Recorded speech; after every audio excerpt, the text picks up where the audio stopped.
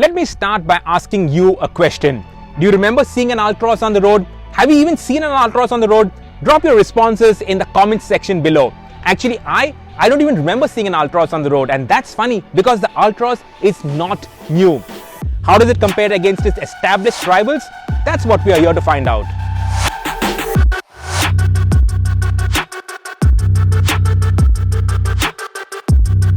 Before we kick off, let us know what you think of these premium hatchbacks. Do they still make sense in the face of all these compact SUVs? And what is your opinion on Tata Motors' first premium hatchback? Drop it in the comment section below, and the coolest, most interesting comments win cool t-shirts from the Evo India 100 kmph line. Like this one, the one that I am wearing. Subscribe to the channel, like, share, and now let's get on with this comparo.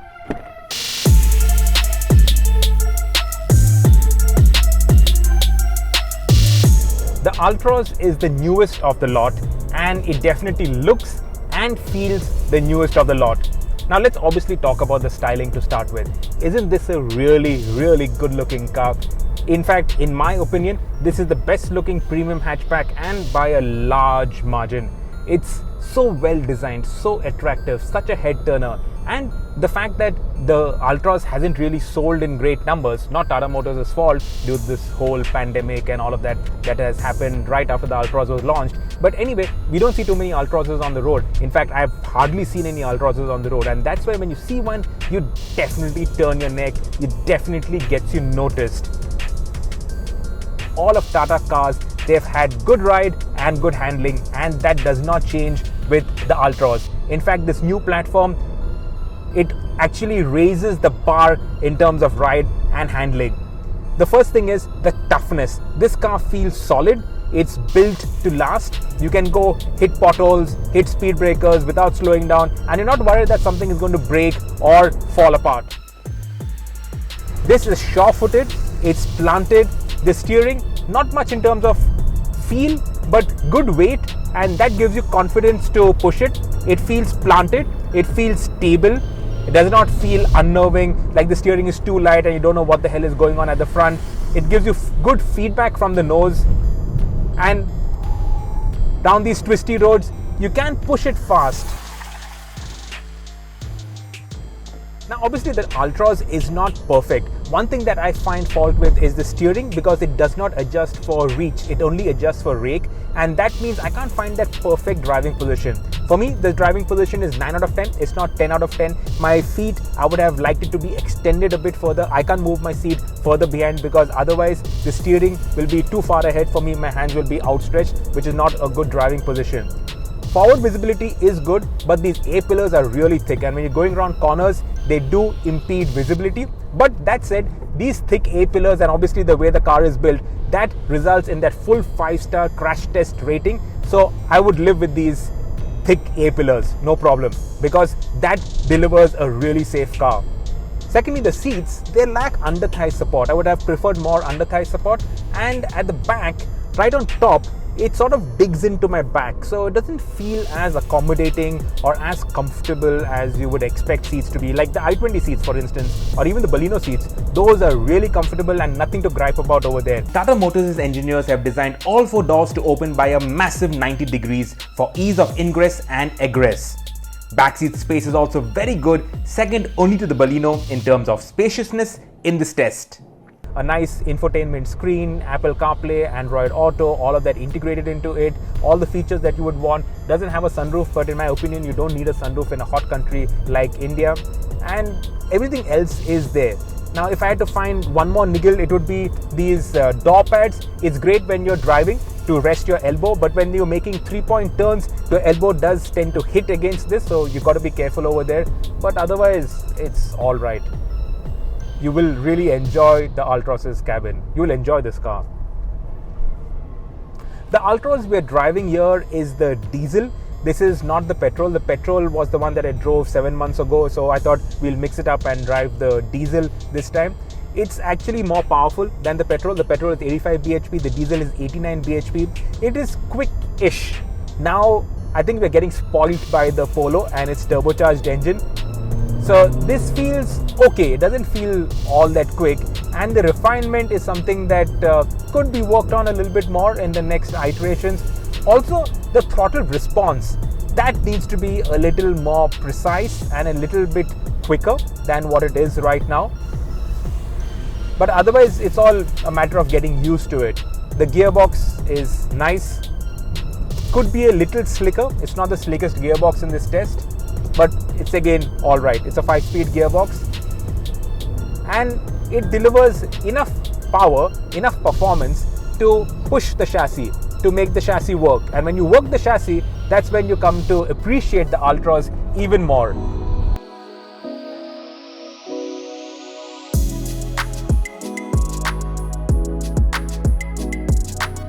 If there's one car that the Altroz has to beat, that is the Baleno. This is the bestseller in this segment, and not without reason. Now, I'll tell you why this Baleno is so great. It's because it's so effortless, so easy to drive. This is the 1.2 with the CVT automatic, and it's the best spec. If you're looking for a city commuter, this really is the best spec. There is a lot of space inside the cabin. In fact, this is the most spacious, both in terms of rear knee room as well as shoulder room. So 5 people can actually fit inside the Baleno. It's easy, it's fingertip easy to drive. The engine, it is noiseless. The refinement of this Japanese power plant is really superb. And the CVT, it's so smooth. It's only when you start to push the Baleno, that's when you can start to hear the engine.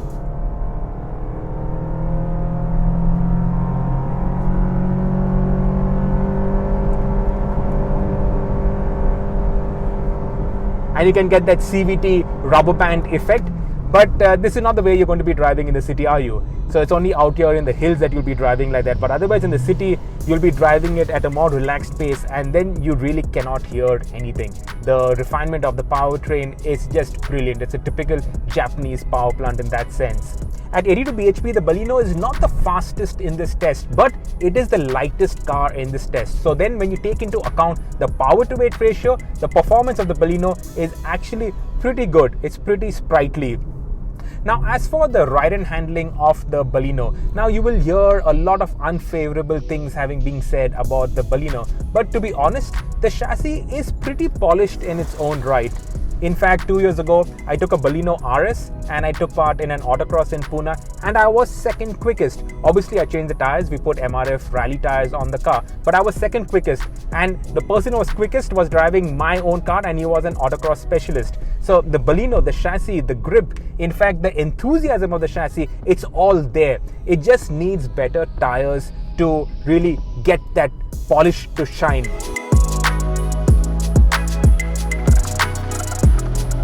But there is one big flaw in the dynamic setup of the Baleno, and that's the steering.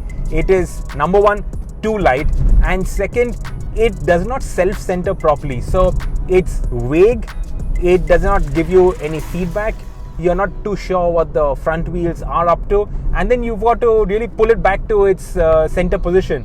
So now you turn in, and then it doesn't return, so you have to push it back to the center, the straight ahead position. There's a reason why you see so many Maruti Suzukis on the road. Now, this is a friend's car that we borrowed for this test. In fact, the Baleno has now been upgraded with a slight styling update. We've got pictures of that now on the screen for you to check out. Though that's for the BS6 Baleno, this is the pre-BS6. In fact, this Baleno is now 4 years old, and listen to it.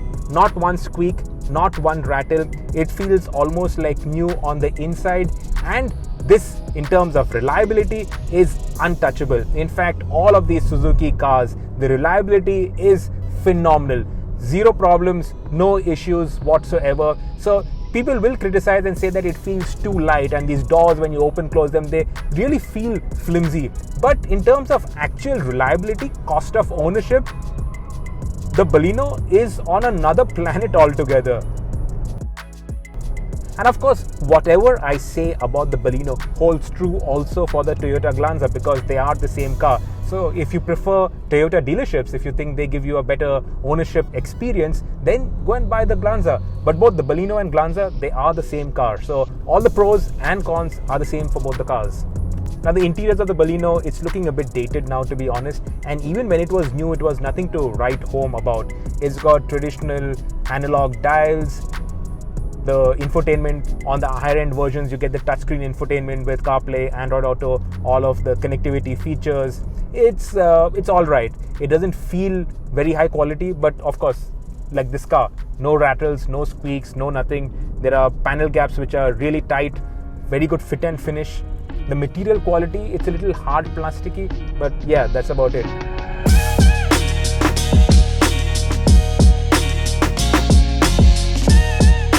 And now the Polo. Now I'll get into what I don't like about the Polo right away, because once I start driving, I will not be able to stop talking about the TSI engine. So here goes. The cabin, it feels and looks too old, too familiar. This is a 10-year-old cabin, and even though it is now all black and makes it look more modern, but there's no getting away from the age of this dashboard. It's also a small cabin. So behind me, a guy my size will not be able to fit. So 5'9" is not going to fit behind me. It is very cramped. The shoulder room is also quite narrow. So this is a very small, cozy cabin.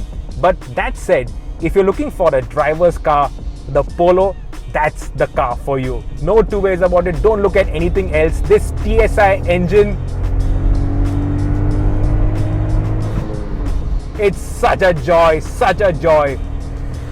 I'm actually very familiar with the Polo because we started rallying the Polo 8 years ago. So I've done tons of rallies in the Polo, a lot of races also in the car. I know how capable the chassis is. The torsional rigidity of the chassis, still none of the other cars can match it, and that's why this is still a very safe car. 4 stars in the NCAP crash test ratings for a 10-year-old car is actually pretty damn good.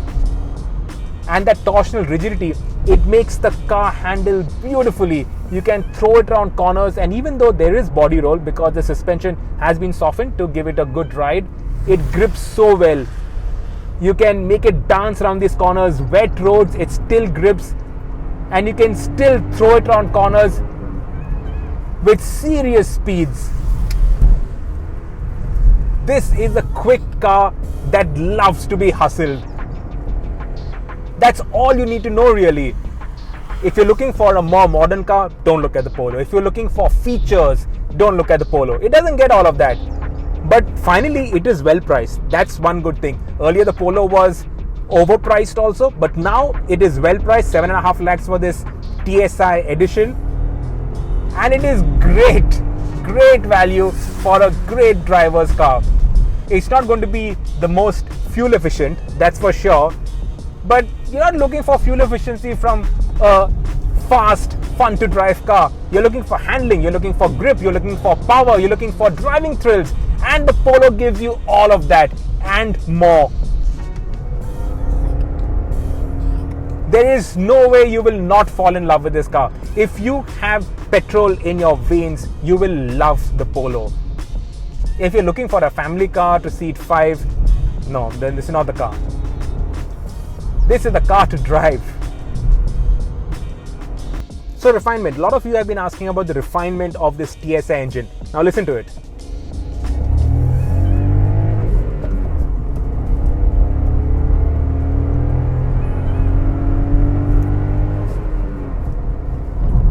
Not too unrefined, is it? You can hear the engine, there's no getting away from it, and at idle, at low RPM, you can feel that irregular thrum of a 3-cylinder engine, but that's about it. This engine actually sounds sporty.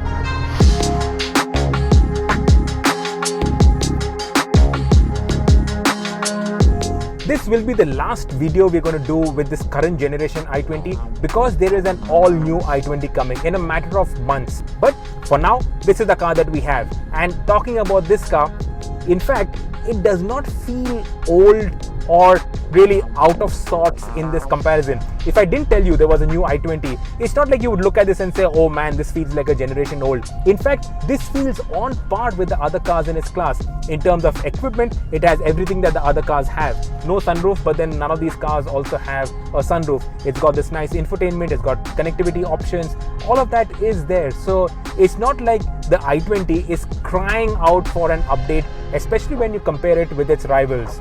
In fact, the interiors, they look nice, they feel premium, they are put together very well. It's got a nice quality feel to it. The fit and finish, the panel caps, all of that are tight and really up there with the current class standards. The rear knee room is not as much as the Altroz, but has a more comfortable back seat angle. the design on the outside, it is still pleasing to the eye. It still looks contemporary. In terms of the dynamic package, now the suspension, it feels a little too firm over small undulations, over small ripples, and that's something where the other cars really score in terms of their ride quality on poor roads. But otherwise, the handling, it grips well. The roads are wet right now, but there's a good amount of grip, good bite at the nose. It's only the steering that feels a little too light, too vague, too lacking in feel. This light steering doesn't make the car feel planted, doesn't give you that confidence. But otherwise, the dynamics are on par with the other cars, especially with the Baleno if you take that into account. This 1.2 engine is par for the course in terms of the performance. It's quickish. Obviously, the Polo TSI has spoilt us rotten. So now none of these cars are going to feel quick unless we get a turbo engine, which the next i20 is going to get. But otherwise, in terms of the way it moves, it's again on par with its rivals. The refinement is very good. It's a 4-cylinder 1.2 engine, so it does have good refinement. The gearbox is quick shifting, smooth, slick. Overall, it's still a nice car to drive. And one thing that I really like on the i20 are the seats. The seats are wide, they've got nice side support, good under thigh support. They're very, very good seats. In fact, the best seats in this category.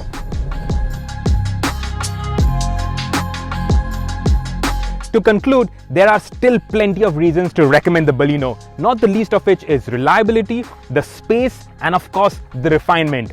Then there is the i20 that still does not feel desperately dated. Of course, there is an all-new i20 coming out in a matter of months, which will have a whole load of features, better styling, and a turbo petrol engine. But for now, in this segment, there's only the Polo with the turbo petrol, and it is a delight. Now on YouTube, you'll see plenty of videos, people telling you why you should not buy a Polo.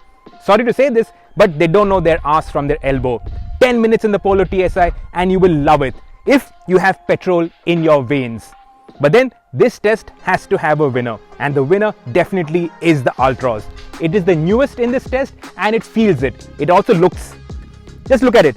It looks fantastic. Plus it is spacious, it is well equipped, it has got petrol as well as diesel powertrains. In fact, Tata Motors, they've hit all the right buttons with the Altroz. And you should be seeing quite a few of these on the road very soon.